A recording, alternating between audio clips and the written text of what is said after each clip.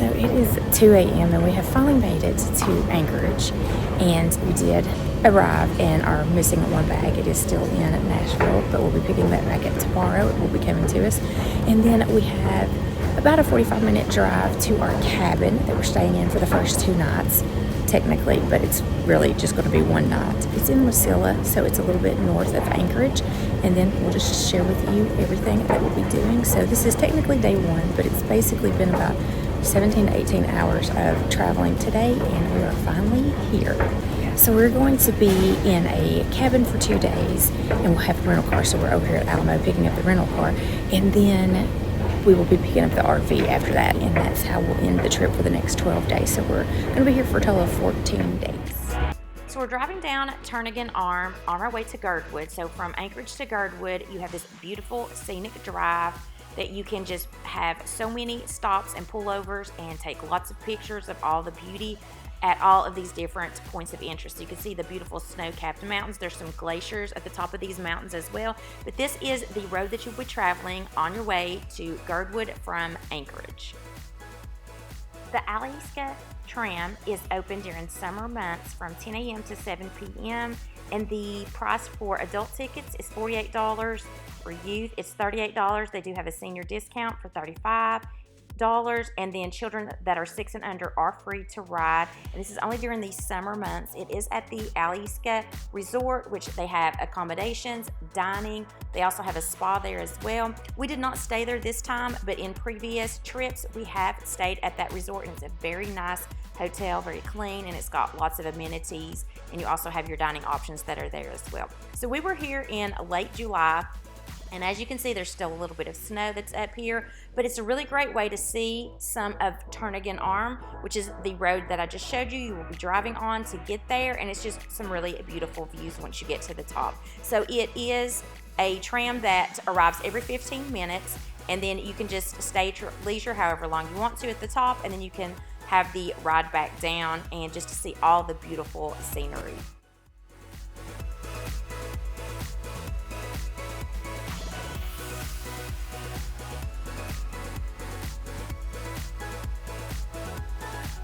The Alaska Wildlife Conservation Center is another great place to visit to see some wildlife that is native to Alaska. They're open daily from 9 a.m. to 7 p.m. and there are 2 different ways that you can explore the park. You can either drive through the entire park or you could walk around and see all the exhibits. So there was a party of 6, and half of us walked around the park and the other half did just kind of follow along and drive along the way. So if you have somebody with mobility issues, this is also a great way that they can see and just drive around, but really a great place to see some of the animals.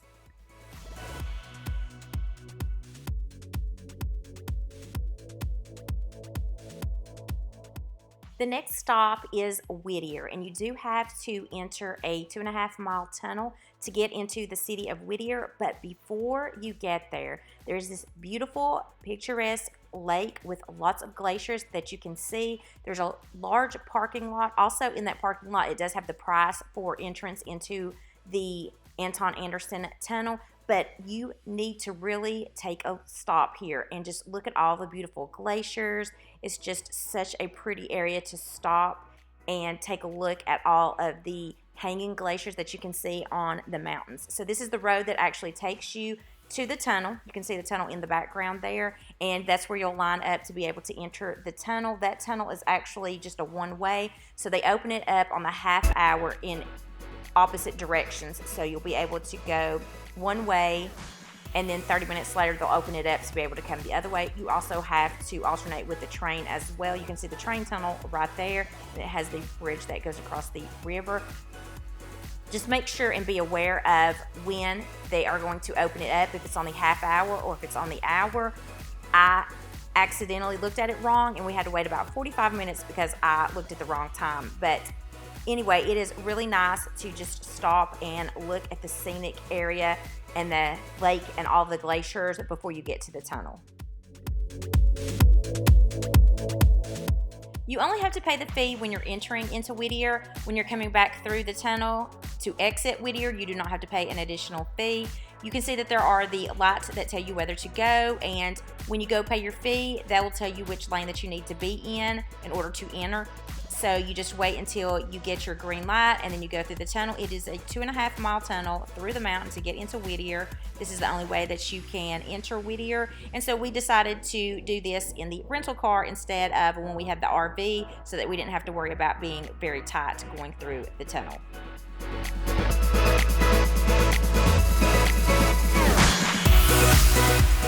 So the Swiftwater Seafood Cafe is our main reason for going into Whittier. We have been here twice before and it has been so good. The fish and chips and the clam chowder was just the best that we had ever had. I did see that they had changed ownership since the last time that we visited, so I'm hoping that the quality and the taste is just as good as I remember last time we ate here. They have an outdoor seating area and an indoor seating area, and it was an absolutely gorgeous day today, so we decided to sit outside. Look at that clam chowder. When a spoon can stick straight up, that is a nice thick chowder. You can choose between halibut or cod fish and chips. I chose the cod and they were delicious. And this is the view. We sat outside and this is what we saw while we ate. It was so nice. So they still have some really good fish and chips, still the best clam chowder I've ever tasted. But it's so nice to just walk around Whittier. It is a smaller town. Everybody lives in the same building pretty much that also houses a post office.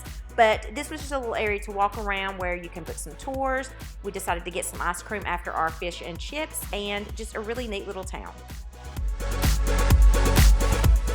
Then we went on to Lou Young Public Beach and saw all of these salmon swimming. There were lots of people there fishing and lots of dogs swimming. It was just a great little public beach, but I'm not sure why they call it a beach. Don't expect sand or anything like that, but this was a really great place to go if you want to see all the salmon or if you want to do some fishing. And then from there, we did go toward basically about the end of the road there and saw a glacier across the water and just had some really beautiful places to take some pictures at the end of Whittier. We had a little bit of time before the tunnel was going to open, so there was a little pull-out that we could go to right before the tunnel entrance, and we decided to try skipping rocks. So when we made it to the cabin, it was like 3:30 or 4 o'clock in the morning, super dark, so I decided not to film it until we're actually leaving. So today we're leaving, and then we will be picking up the RV later today. So I just wanted to share with you the little cabin that we have been renting for the last 2 days. So here is the front of it, and it is right by another little cabin there, and then we will go in and take a look at it. So when you come inside, it immediately goes up to some steps. There are 2 bedrooms upstairs, and then you've got a couple chairs, TV, storage underneath it, and then a little couch here with a side table, a table with 2 chairs, and then a small refrigerator, stove, oven, your sink, and then a microwave right here. And then we are leaving, so it is a little messy. This is the downstairs of the cabin. So you can kind of see the entrance and the steps that go up. It's small, 2 bedroom, 1 bath upstairs. At the top of the stairs, you have bedroom number 1, and then bedroom number 2 has 2 bunk beds as well.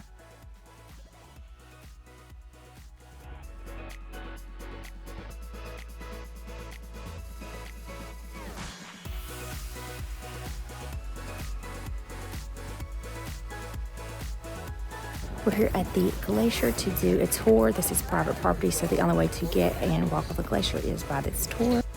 So you will have to book this directly with the Matanuska Glacier Tours, and it's $150 per person. Children 14 and under are $30, or active military and Alaska residents get a discount at $50 per person.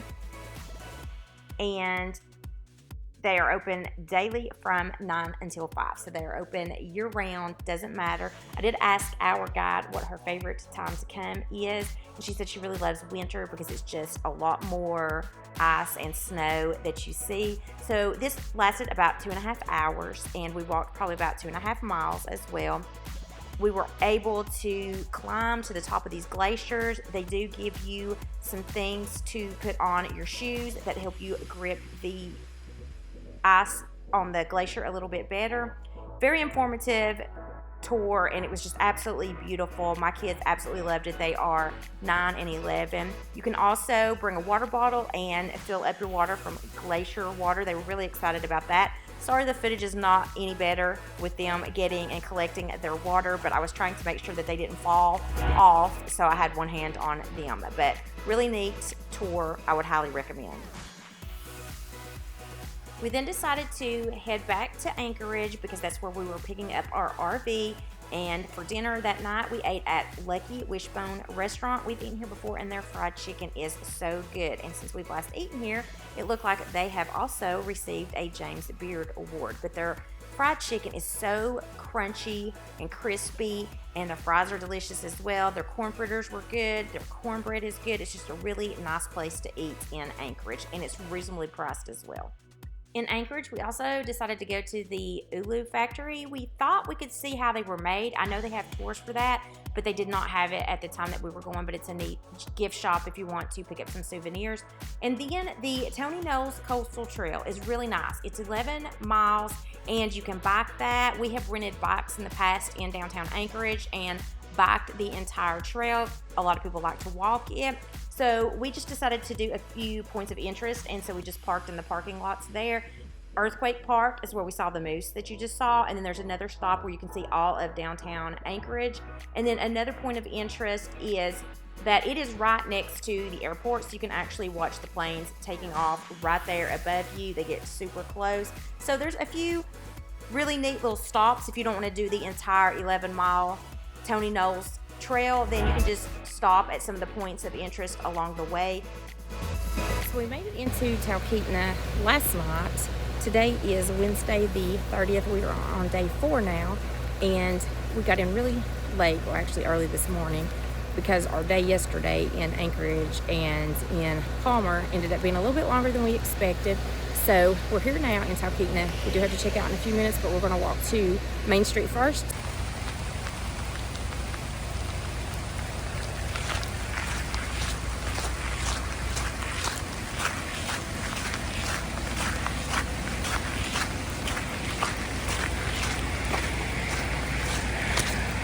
So here is where you go in at. We didn't get here till 2 o'clock in the morning, so we have a late registration. So here's the office in this building right here. It also has 3 restrooms with showers, and they're very nice and clean and spacious. This is where we have the after hours registration. So our last name and our spot number was on that for us to get to, along with the map. And then as you go over here, see that by the office there is washers and dryers, and then there's also some restrooms. There's 3 of them in there with showers, and then you have several different kind of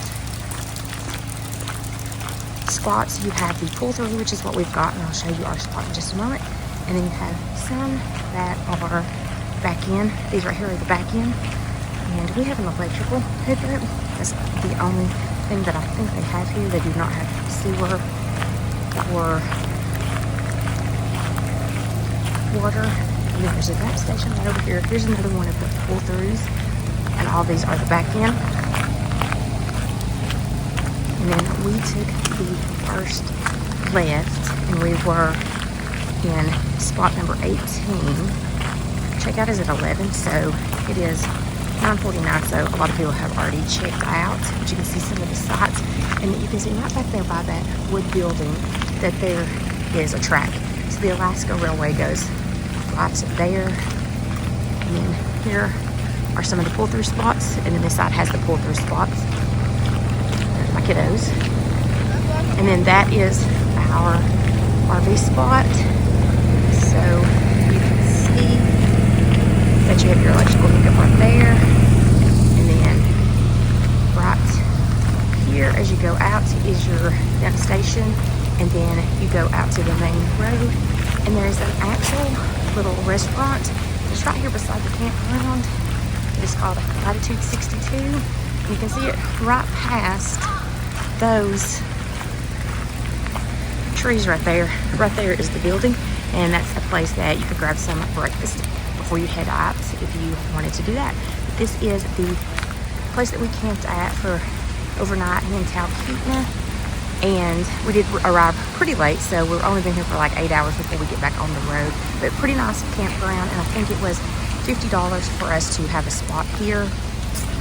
And it's really convenient to the main street.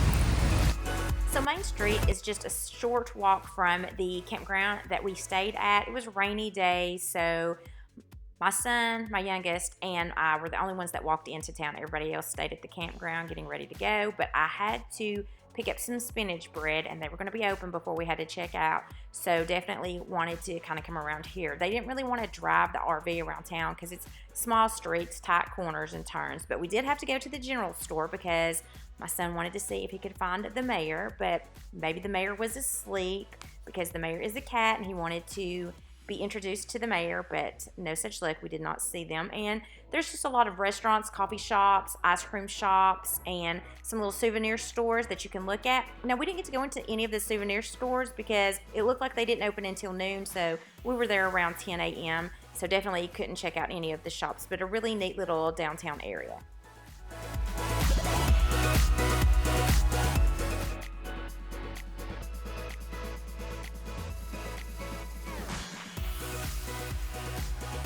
We had to get the famous spinach bread while in Talkeetna.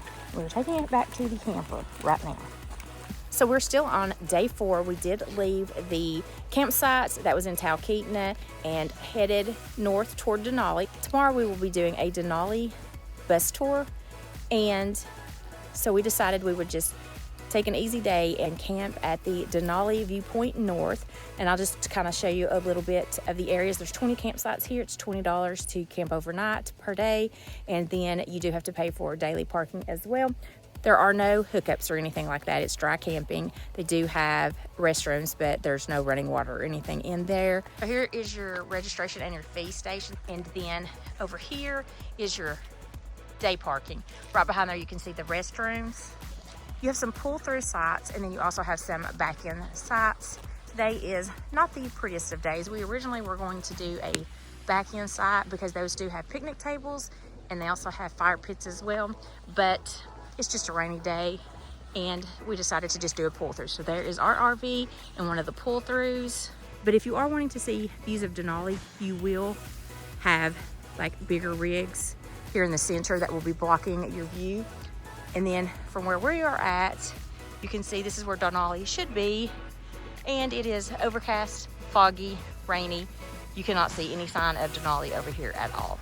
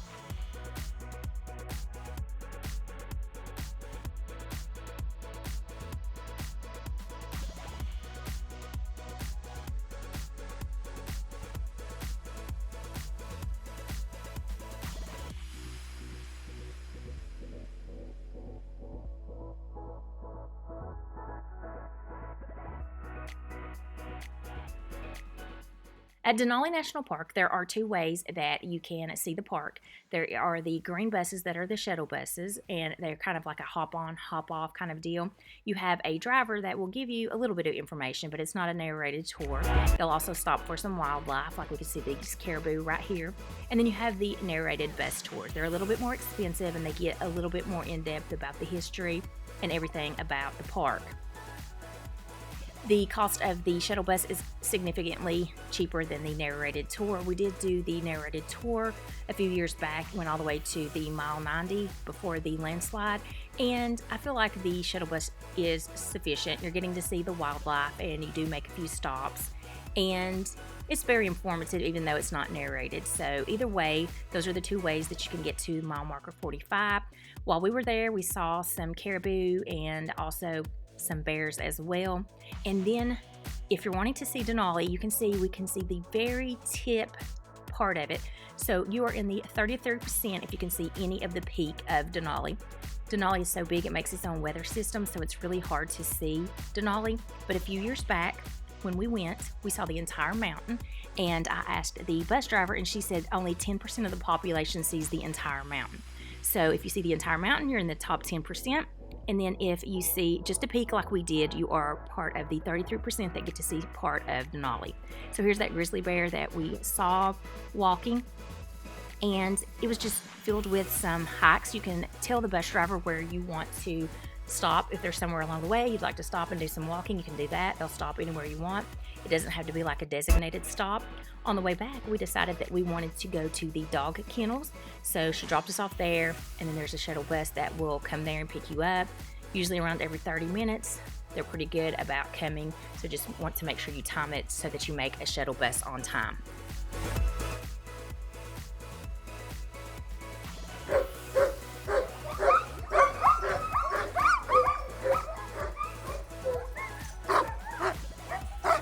We just finished our bus tour, so we did the green bus, which was the shuttle bus. We did not do the tour bus. It takes you to mile marker 45 because there has been a landslide past that, so they cannot go any further than mile marker 45. The first 15 miles you can drive by car, but after that you do have to have a shuttle, and I think it was around $30-something. And I believe that kids under 12 are free because I don't think we had to pay for our two boys. But we just finished, and it's an absolutely beautiful day. Our tour was between 7:30, and we would have gotten back around 12:30, but we told the shuttle driver that we wanted to get dropped off at the kennels, and I think that probably the early morning was good for the wildlife, but if you want to catch Denali, around 11 or 12 is peak time to be able to see that. So now we're off for lunch in the RV, and then we'll be heading to Fairbanks. It's about a 4-hour drive from here in the RV, and then we plan to park at Pioneer Park for the night and just overnight park there. I think it's $12 to park there. It's a first come, first serve.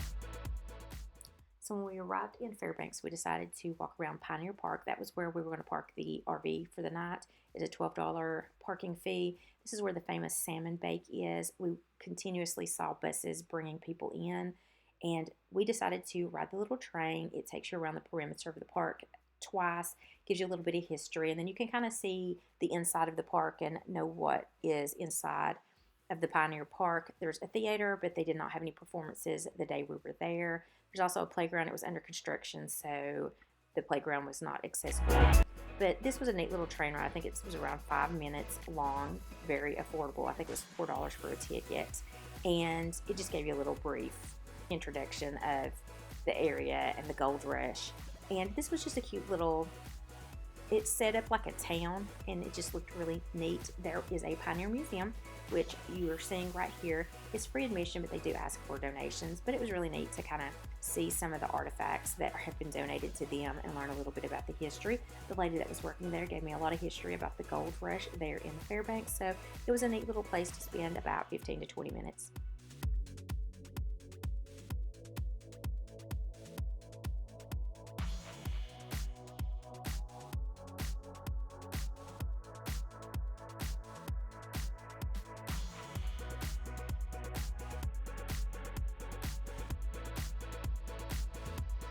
Today's day 6, and last night we stayed at the Pioneer Park parking lot. It's $12 to park overnight in your RV. So we're getting up and heading to Valdez. It is so beautiful this morning. It's in the 60s, and When we get to Valdez, it's supposed to be raining, 98% chance of rain, and the temperature is supposed to be in the low 50s, about an 8-hour trip. And then I will share with you all the things in Valdez. But today we're basically just going to be stopping at some scenic points along the way to Valdez. The Morris Thompson Cultural and Visitor Center is a really nice way to spend about 30 minutes. You get to go to where there is a moose antler arch. It's a great photo op. But inside the Visitor Center, they actually have a museum, and it's free admission. It's a neat little way to spend about 15-20 minutes and just look at the history of Alaska and just get some really good information. About an hour from Fairbanks is the town of North Pole, which houses the Santa Claus house. So of course I had to bring my boys to see Santa Claus at the North Pole and to see the little elves workshop. So there are souvenirs that you can purchase here. I felt like they were a little bit overpriced, but there's anything that you could possibly want. And then also there's a little area that has all these Christmas trees that are decorated up. So if you want a specific or a very unique ornament, you can definitely pick that up here. There's also a little soda fountain that has some drinks and some sweet treats, so you also have that available as well. And then there's just so much that you could browse and shop for, just unique items and very Christmas themed.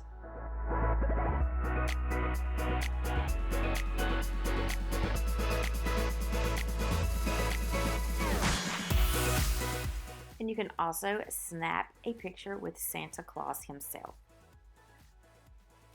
There's a little area here behind some glass that looks like Santa's little workshop, and there is a list of the nice people that made the nice list, and surprisingly there was only about 30 names on there, and both of my kids had their names on the nice list.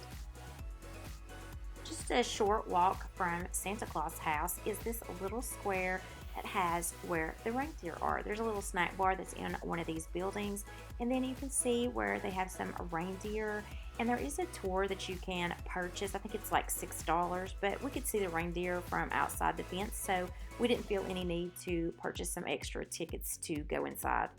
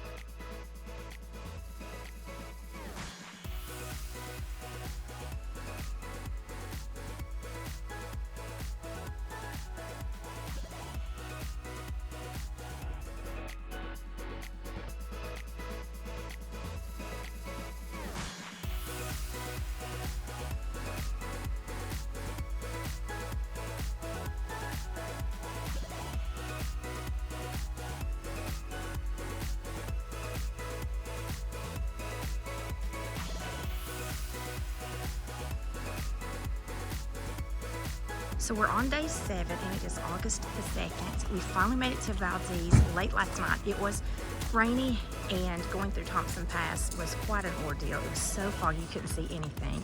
We finally made it here, and we are at the Valdez RV park, and it's really nice. I'll show you a tour of it maybe a little bit later, but we're going out for some hikes right now before it starts raining again. It was pouring rain last night, trying to get the hookups done, and it was super late, so I didn't do any videos when we got here. But look at the view from the front of our RV. This is what we see when we open up the window. This beautiful mountain with the glaciers. There's 2 glaciers we see, and so it's turning out to be a pretty day this morning, but it will probably start raining midday, so we're going to get our hikes in, and I'll show you around town.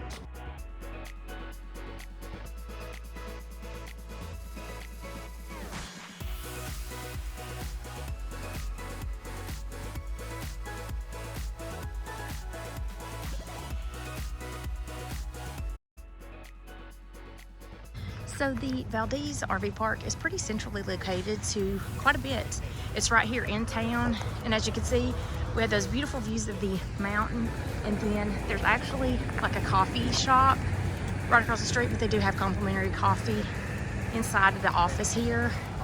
And then you can see the little arch right there that says Valdez. So if you decide to go fishing here in Valdez, they have this place right here where they FedEx your fish for you. So that'll be an easy way for you to get your fish home and not have to worry about anything. And then we'll walk over here to the harbor right now. So here you can see the weigh-in station, and it looks like the record of halibut caught was 374 pounds back in 2017. And then they also have the daily. So what's the daily, Jackson? First place on 728, 153 pounds. The harbor, you have the fish processing, all the boats over here, and this is where your charters are going to come in daily. What's considered Main Street over here, you've got some restaurants. We plan to eat lunch at this restaurant. Then you've got the Fat Mermaid, which we plan to eat dinner at possibly, and then little shops. Really cute town. We're heading to the Overlook, which is behind the Civic Center.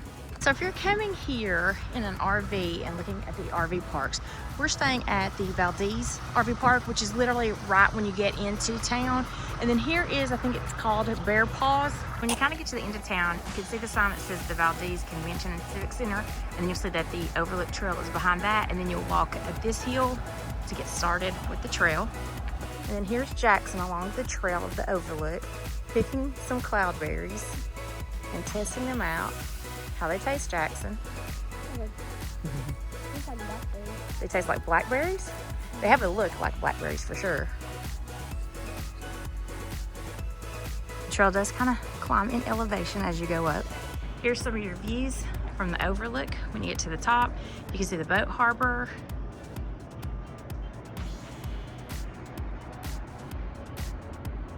And you can see the town down there. Like they may have some kind of festival that's going on down here. We may walk down there, check that out, see what's going on. So as you can see across the way, I'll try to zoom in for you guys. This is where the Alaska pipeline ends. And here you have the Valdez Museum. They are open right now, but we are going to come across here to check this out. I don't know if they have like some kind of marketplace every weekend or every Saturday. We are here on a Saturday, so we're gonna go check this out and see what they have here. So I found out by talking to someone here, this is the Gold Rush days. So we're here on August the 2nd. So apparently August the 2nd and the 3rd, they have the Gold Rush days where they have lots of activities for kids, and then they have all this set up. She said it was their 63rd annual one. So this is not something that happens every weekend. And then tomorrow, which will be Sunday the 3rd, they're actually gonna have a parade on the main street here at 1 o'clock.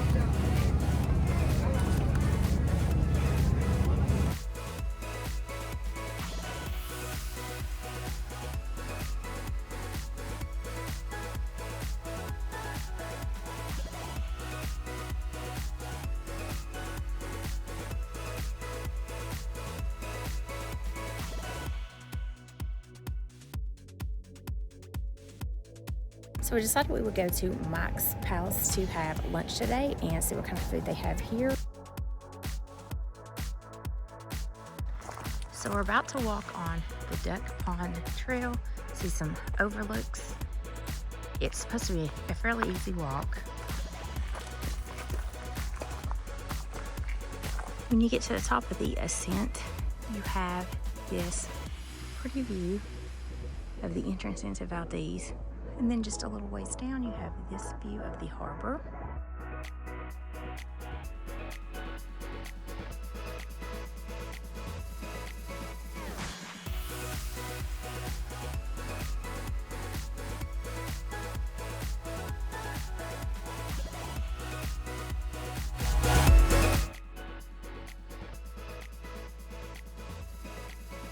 As you're around that last corner, this is what you see. Beautiful view, open up of the mountains. These are the boats going out.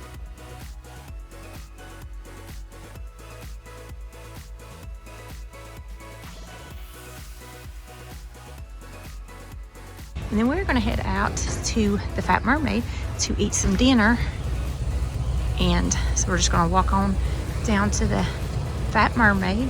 So we did have lunch at Mike's Palace. It was okay, not anything spectacular. So here is the Fat Mermaid, and we are gonna check this out. Hopefully get some fresh seafood tonight.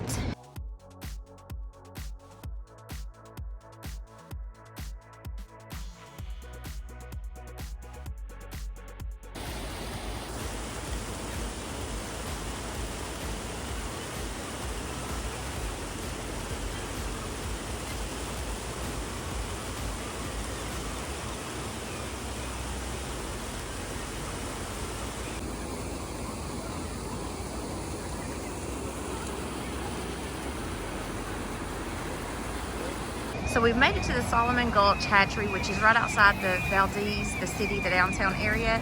And we came at high tide. I thought we were coming at low tide, but this is apparently high tide. We've got 2 sea lions, which I'll show you the footage of them catching their fish, and tons of birds grabbing the salmon. I've never seen anything like this, you guys. They also have this like self-guided tour, which we're about to do. There is salmon everywhere. Just look at all this salmon. And so we did the self-guided tour, and they have the spawning building right here where you can actually see them doing the process, but there's no action going on right now. But this is very educational, and there's also a video that tells you information about what they actually do here, about how they gather the eggs and the milk and do the process. You can see their ladders and some more coming up here, still swimming, fighting to get up here just to spawn. And then it said that they took the carcasses and either donated them or sold them to pet stores. But the video is very educational, and it's just right up here by that viewing platform.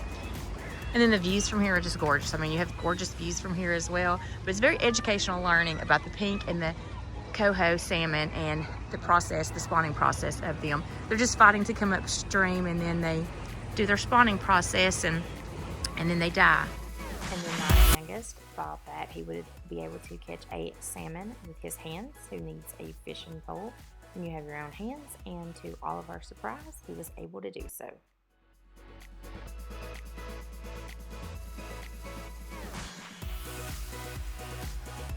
So we have made it into Keystone Canyon out of Valdez, heading back toward Anchorage, and you can see behind me, this is Horsetail Falls, and then right up the road is Bridal Falls. They're just really some beautiful waterfalls right off the side of the road as you're going through Keystone Canyon.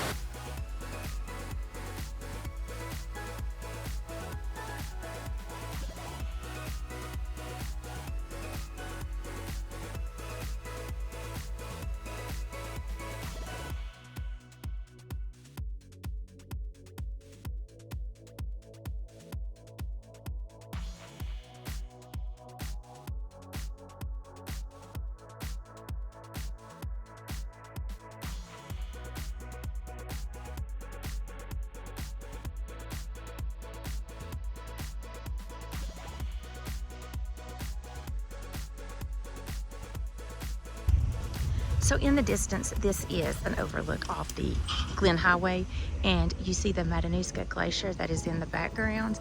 We actually did walk on part of this glacier a couple days ago, and I'll show you the footage of it, or you've probably already seen the footage of it, but this is a beautiful overlook where you can see a majority of this glacier.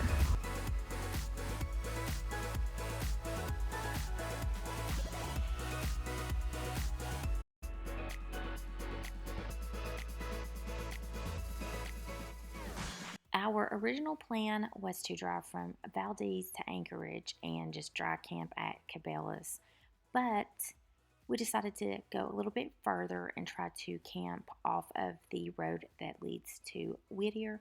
So on the way, it was getting sunset. It was like 10:30 p.m. and the sun was setting along Turnagain Arm. So we decided to stop and take some photos and just watch the sunset, and it was actually very beautiful. So this is what you're seeing on Turnagain Arm on the way into Whittier.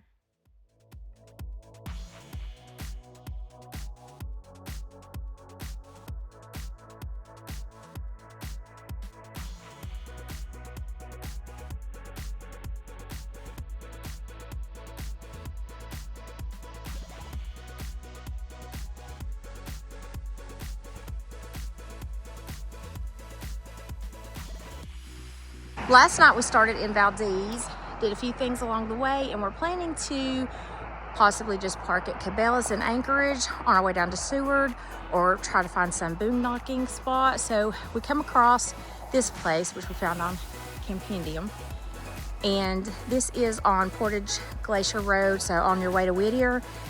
And this is the sign. This was the only sign from the road for us to tell where this was at. So we ended up picking this spot. You can see our RV is right there. There are 2 turnoff spots, and then there was another spot on this road to Alder Pond, and then there's another pond this way. Well, that section was completely full when we got here, because we got here pretty late. It was about 11:30, almost midnight. So we did get here pretty late. It was dark, so we didn't want to go too far in the RV because we weren't really sure where to go. But this was a pretty nice place. Now, the road is right here. This is the road that goes into Whittier. Pretty nice. We put the slides out, plenty of room for people to come around. There's a spot at the end that somebody was in a tent, and then there's a little turnaround spot right here too. So that's where we were at. And then we're gonna head on to Seward. We've got a campground right there on the waterfront at the Resurrection Bay. And we're gonna check out this little pond, or this little lake that's over here. I think it's going to be really beautiful, but all these spots down here were already taken last night while we were here.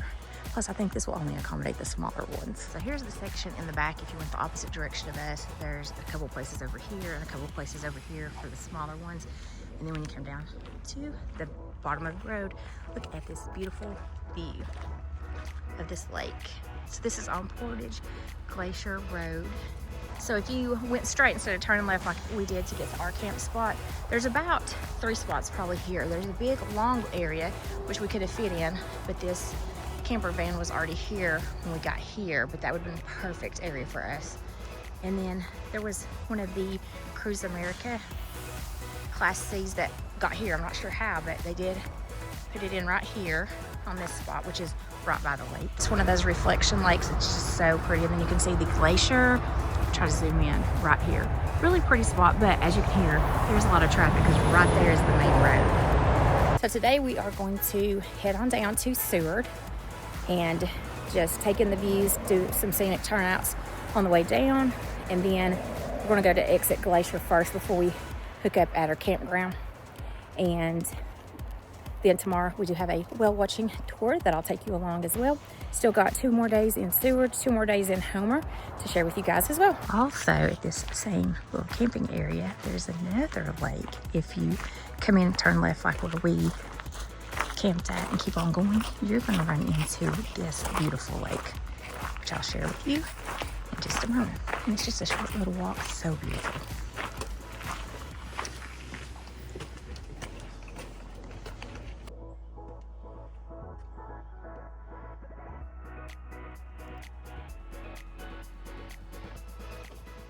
We wanted to go to Exit Glacier before we went to our campground and hooked up, so this was on our way into Seward. We decided to do the short trail that just takes you to kind of see the view.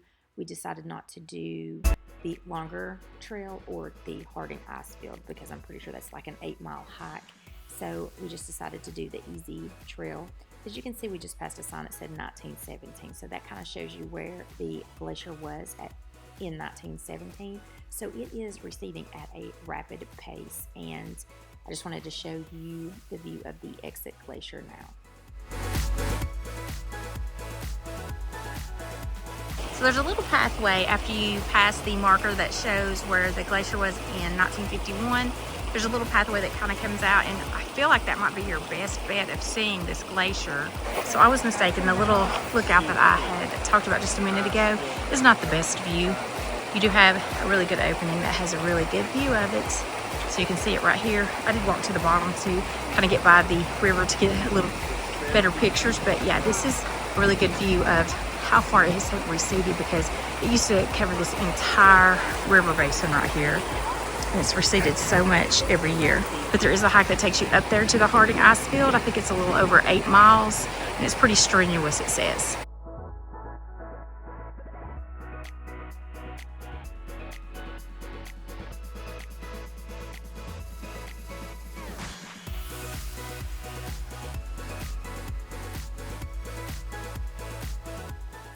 On our way into downtown Seward, we took Nash Road, which is across the bay from Seward, and we were able to go to Seward Lookout and get some really great photos and an advantage point of all of Seward. So this was really nice to just be across the bay and be able to look over at Seward.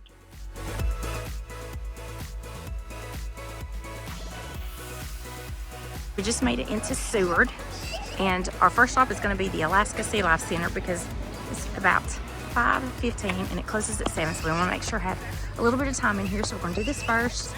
It's just me and Jackson doing this. Everybody else is heading to the campsite, and we are going to go ahead and go in. Are you excited, Jackson? Yeah.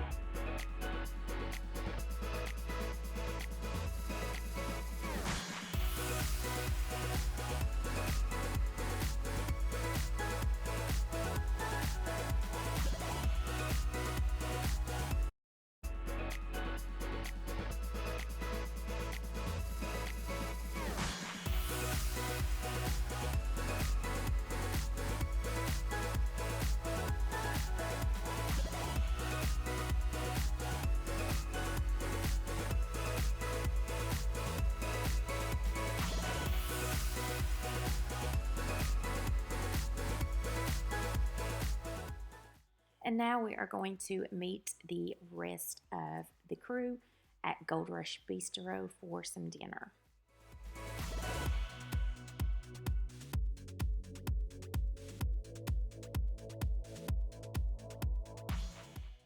On the way to the campground, I had to go by Primrose Provisions to pick up a charcuterie for tomorrow.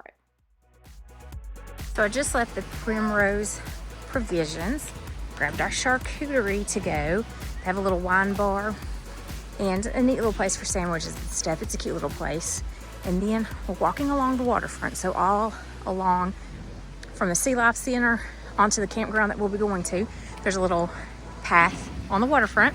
As you can see, the beautiful views as you walk through town. They have a skateboard park and a little playground area here, right on the water's edge, and then a nice little walking path. This is the Resurrection Campground, so this is where we are spending 2 nights. Right there along the waterfront, we do have that front row, and then there is some that have water and electric hookup, and then some that are dry camping only. So there's no sewer at all in Seward that I could see at any of their campgrounds, so not complete full hookups, but it's really centrally located to the shops, the restaurants, and then also the waterfront. Amazing views from the front of the RV.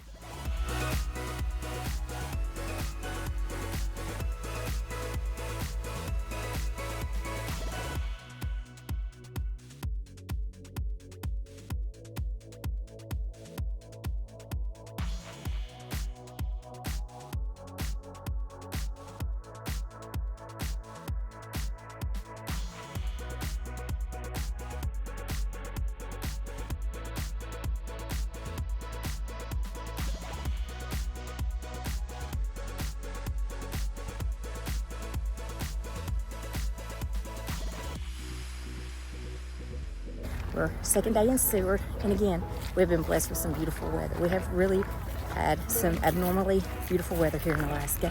Usually you can bet on rain, but it has been sunshiny and beautiful weather, except for about a couple of days. So we are walking from the campsite. We're at the Resurrection Bay campsite, and we're walking to the other end of Seward to catch the wildlife tour. So we have a 4-hour half-day wildlife tour with Major Marines. They have an 8-hour as well, but I figure with the kids, they'll get bored with the 8 hours. So hopefully we'll see some things. So we're walking along the little waterfront pathway.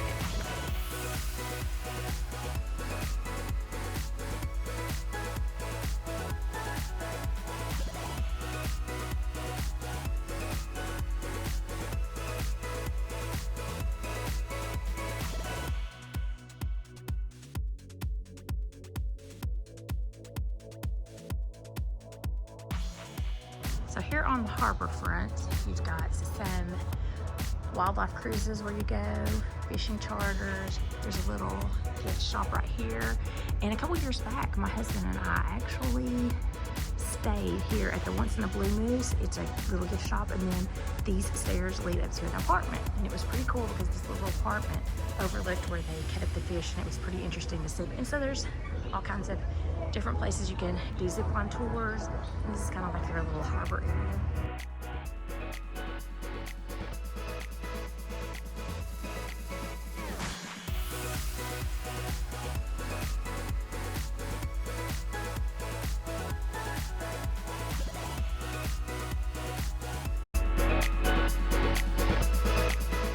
So we are on the Major Marines tour. It's a wildlife tour, and it is 4 hours long from 12:30 to 4:30. It was a gorgeous day. We first saw some sea otters that were really cute, and they had been really playful before this, but by the time I got the video out, they were just laying on their backs. And then this is Bear Glacier. So it was a beautiful day. You could see so clearly on Resurrection Bay. So you were seeing the glaciers, and there wasn't much whale activity. We saw a little bit of them doing a deep dive and a little bit of the tail, but that was all. Nothing really spectacular. And then there were some sea lions, puffins, so we did see quite a bit of animals, just not a lot of whales, but it was just absolutely beautiful to be out there on Resurrection Bay on this beautiful day.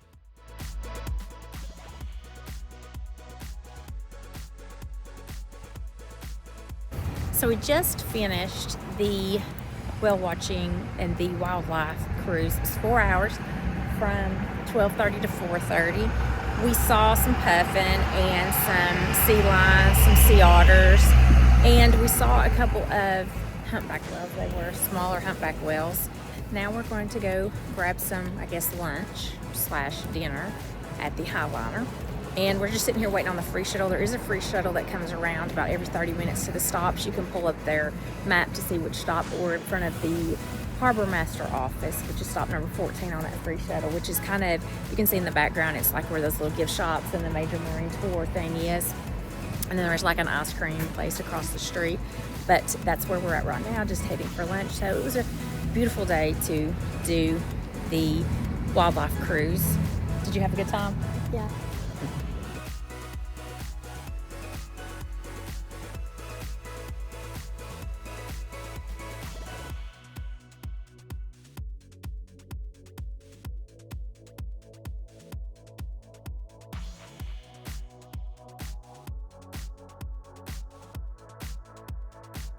So here at Resurrection Campground, this is our spot. It's 574, and it's kind of right when you go in, so it's real easy to just drive straight into this spot, and it has the water and electric hookups.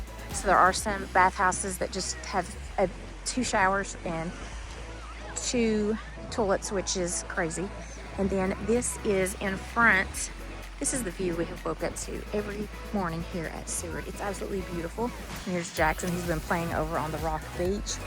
But this is the fire pit that is in front. So we have been enjoying setting our camp chairs out in front of the fire pit ring that's directly in front, across from the little walkway that's over here. And this is the view. So literally here is the RV. And then we look straight here, and this is the view we see every morning when we wake up. It's absolutely gorgeous.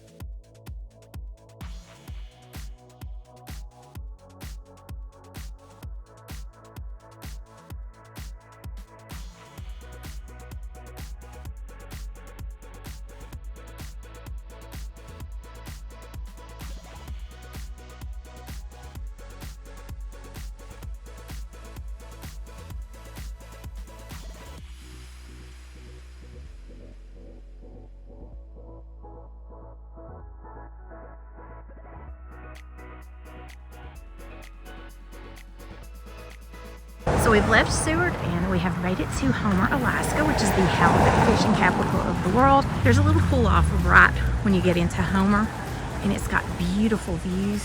You can see all the beautiful snow-capped mountains. And then you can also see right there, I'll zoom in, that's the Homer Spit. That's actually where our campground is going to be.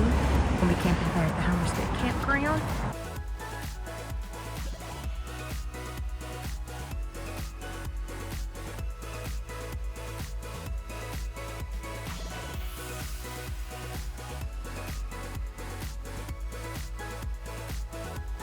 So we're here at the Alaska Islands and Oceans Visitor Center.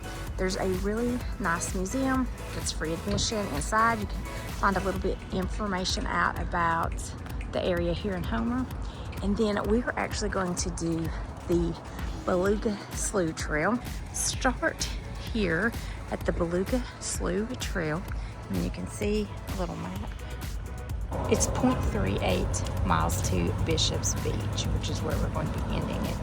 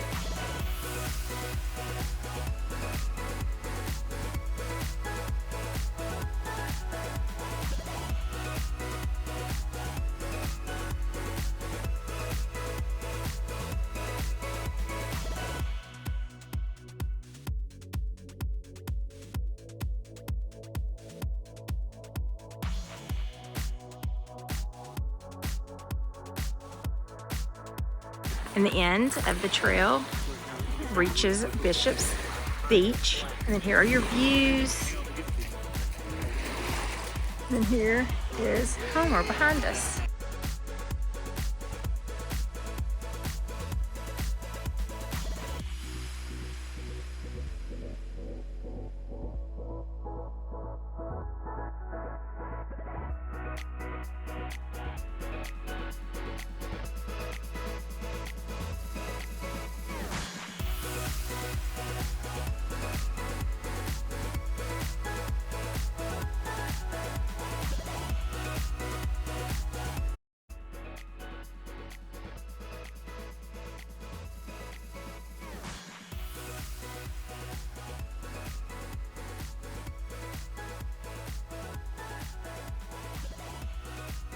So we're here at the Homer Spit campground, and we do have full hookups here. We are in site number 92. This is our view. So far we have a good view. We're on the third row though. The front row is just for tents camping. The second row does not have full hookups. And this is our view, but as soon as an RV gets into 73, we won't have this view. So I wanted to go ahead and show you the view from the front. Here is some of the souvenir shops and J Bear tours along the spit coming from the campground. Today we're walking to the Harbor Grill to eat dinner tonight. And then you've got the boardwalk on up there with some more shops, which I'll show you a little bit later. And here is the famous Salty Dog Saloon. We won't be going in there because our kids are 9 and 11. So here at the boardwalk, you have your boardwalk fish and chips, really good. We've tried those before. And then you have some charter places. And this Alaska Bear Adventures, this takes you on a float plane to an island where you can view bears close up.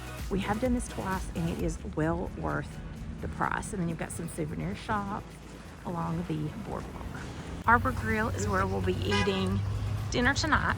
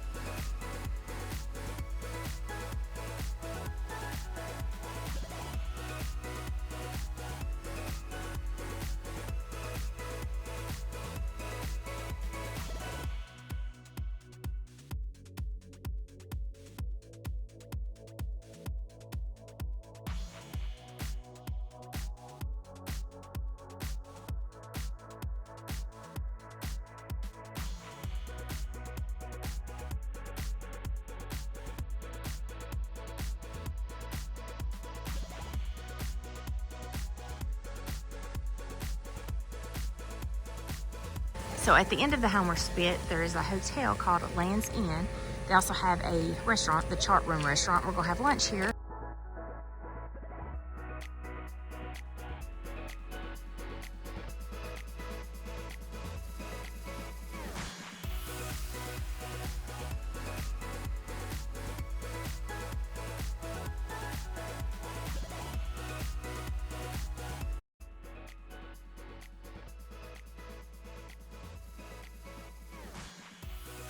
Here are the condos that are with the Land's Inn Hotel. As you can see, this is between two of them, and they have beautiful views of the bay. And this is located right beside the RV park that we're actually staying at. That gray building back there is the office. You have some campsites here. I don't think there's any hookups on this side. And there's only about 8 spots that have full hookups like we have. And you do have to be on the 3rd row for that. There are showers to use at the campground as well. $2 if you're staying, $7 if you're not. Then you've got the harbor, where you'll catch your fishing charters. So here are some shops, souvenir stores, and then there's the Boardwalk Fish and Chips. We'll be eating there later today for dinner. We also have Captain Patty's, which is a really good restaurant here on the boardwalk. It looks like they're starting to fillet some of the catch from today. You can see this is actually one group that went out, and then you can see here how they are filleting them.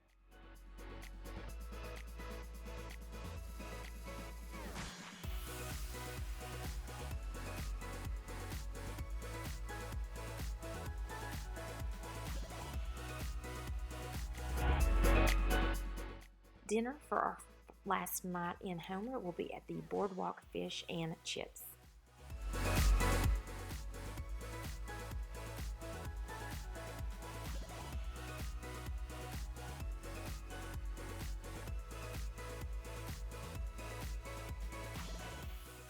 So this is day 13. We are going to make our way back up to Anchorage from Homer.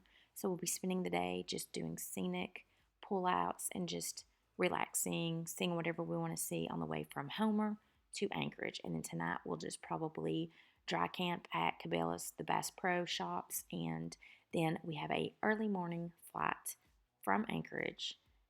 So this will wrap up the 2 weeks. I think this is an ultimate amazing RV trip, traveling over 2,000 miles and visiting so many cities. I hope you have enjoyed this video, and I hope that it's useful and helpful if you are planning a trip to Alaska for yourself.